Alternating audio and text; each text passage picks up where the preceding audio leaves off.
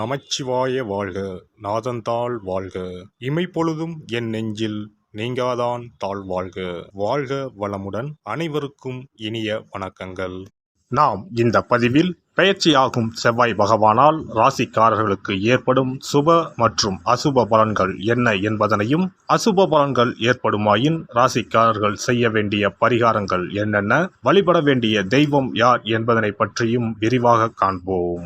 உங்கள் வாழ்வில் வளமும் நலமும் செல்வ செழிப்பும் பெற்று வாழ்வில் உயரிய நிலையை அடைய எல்லாம் வல்ல இறைவனை வேண்டி விரும்பி கேட்டுக்கொள்கிறேன்.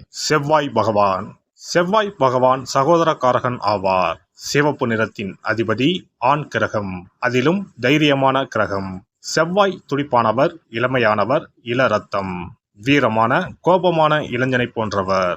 எதற்கும் பயப்பட மாட்டார், துடிப்பானவர். தைரியத்தையும் வீரத்தையும் குறிப்பவர் செவ்வாய் பகவான்.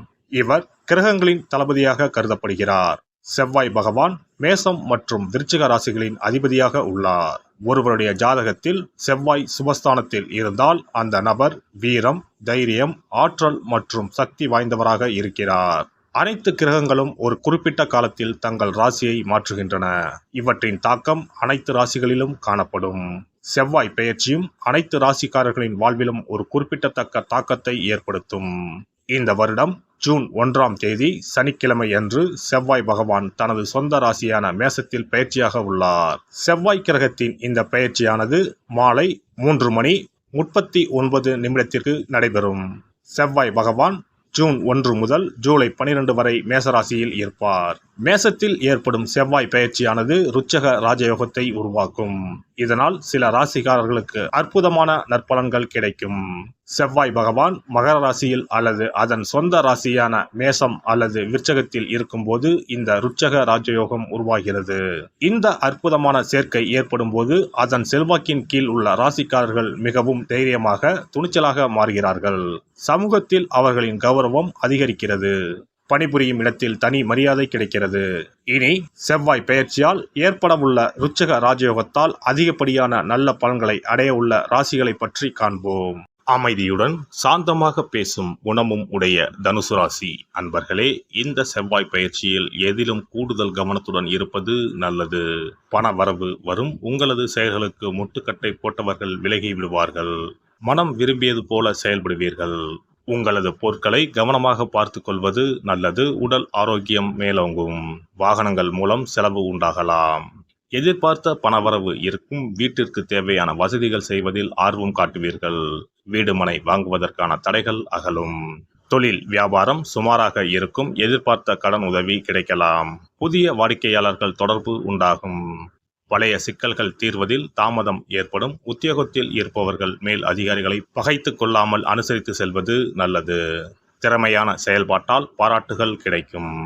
குடும்பத்தில் எதிர்பாராத விருந்தினர் வருகையால் விரும்பத்தகாத வாக்குவாதங்கள் ஏற்படலாம். கணவன் மனைவிக்கு இடையே அனுசரித்து செல்வது நல்லது. குழந்தைகள் பற்றிய கவலை உண்டாகும். அவர்களுக்காக பாடுபடுவீர்கள். பெண்கள் திட்டமிட்டு செய்தாலும் காரியங்களில் தடை ஏற்படும். எதிர்பாராத செலவுகள் உண்டாகும். கலைத்துறையினருக்கு உடன் பணிபுரிபவர்களுடன் வீண் வாக்குவாதங்கள் ஏற்படலாம். கவனம் தேவை. அனுசரித்து செல்வது நல்லது. எதிலும் முழு கவனத்துடன் ஈடுபடுவது நன்மையை தரும். பணவரத்து எதிர்பார்த்தபடி இருக்கும். வீண் அலைச்சல் ஏற்படலாம். ஆனாலும் மனதில் இருந்த குழப்பம் நீங்கி நிம்மதி உண்டாகும். கடன் பிரச்சனைகள் தீரும். அரசியல் துறையினர்கள் அவசரப்படாமல் நிதானமாக எதையும் செய்தால் வெற்றி நிச்சயம். இந்த காலகட்டத்தில் எதிர்ப்புகள் விலகும். எல்லா வகையிலும் நன்மைகள் உண்டாகும். பணவரத்து அதிகரிக்கும். நண்பர்களால் உதவிகள் கிடைக்கப் பெறுவீர்கள். புதிய நபர்களின் நட்பும் அதனால் மகிழ்ச்சியும் உண்டாகும். மாணவர்களுக்கு கல்வி தொடர்பான விஷயங்கள் தாமதமாக நடக்கும். புதிய நட்புகள் கிடைக்கும். நட்சத்திர பலன்கள். மூலம் நட்சத்திரம். பணவரவு திருப்தி தரும். ஆனால் வீண் செலவுகளை தவிர்ப்பது நன்மை தரும். எந்த ஒரு வேலையையும் செய்யும் முன் அதில் உள்ள நல்லது கெட்டதை ஆராய்ந்து செய்வது நல்லது. பயன் தராத முயற்சிகளை தவிர்ப்பது நன்மை தரும். பூராடம் நட்சத்திரம். தொழில் வியாபாரத்தில் ஈடுபட்டு இருப்பவர்கள் மிகவும் சாமர்த்தியமாக செயல்படுவது நன்மை தரும். தொழிலில் போட்டிகள் உண்டாகலாம். அனுசரித்து செல்வது முன்னேற்றத்திற்கு வழிவகுக்கும். உத்தியோகத்தில் இருப்பவர்கள் குறிக்கோளற்ற வீண் அலைச்சலை சந்திக்க வேண்டியிருக்கும். உத்திராடம் 1ஆம் பாதம் குடும்பத்தில் இருப்பவர்களுடன் அனுசரித்து செல்வது நன்மை தரும்.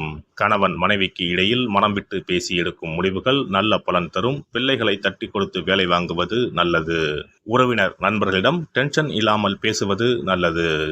சித்தர்களை வணங்கி வர போட்டிகள் குறையும், மனம் தெளிவடையும், எதிர்பார்ப்பு நிறைவேறும்.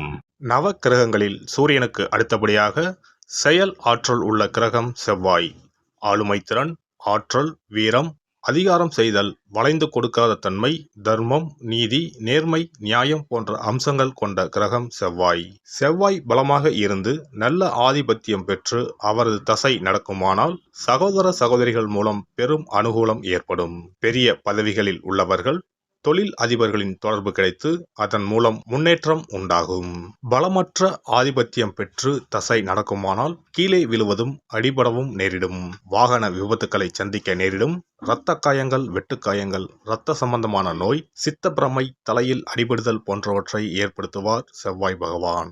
வீண் வழக்குகள், சண்டை சச்சரவுகள், மறைமுக நேர்முக எதிரிகள், பொருள் களவு போகுதல், செய்தொழில் வியாபாரத்தில் திடீரென்று பெருத்த நஷ்டம், அரசாங்க கெடுபிடி, பதவி இறக்கம், மறைந்து வாழும் சூழ்நிலை என்று பலவகை இன்னல்களை உருவாக்குவார். செவ்வாய் முதலான தோஷங்கள் அனைத்தும் நீங்க அவரின் அருளை முழுவதும் பெற செவ்வாய்க்குரிய அதிதேவதையான முருகனை வழிபடுவதும், கோதுமை ரொட்டி, வெள்ளை எள் கலந்த இனிப்பு பலகாரங்கள், துவரை போன்றவற்றை ஏழைகளுக்கு தானம் கொடுப்பதும் நல்லது.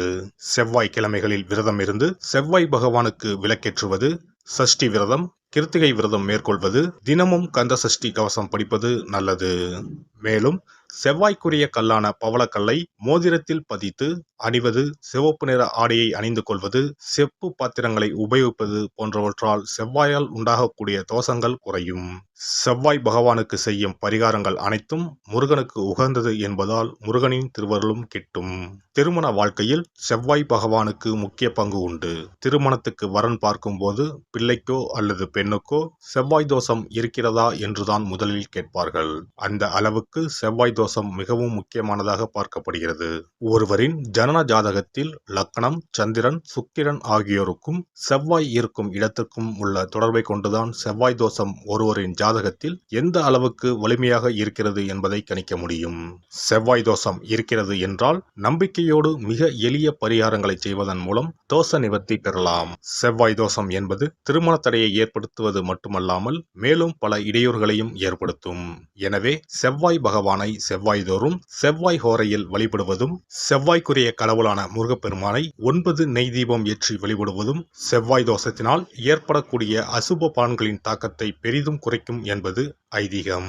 செவ்வாய் தோஷம் ஒருவருக்கு இருந்து ஒருவருக்கு இல்லை என்றால் திருமணம் செய்யக்கூடாது என்பது சாஸ்திரம்.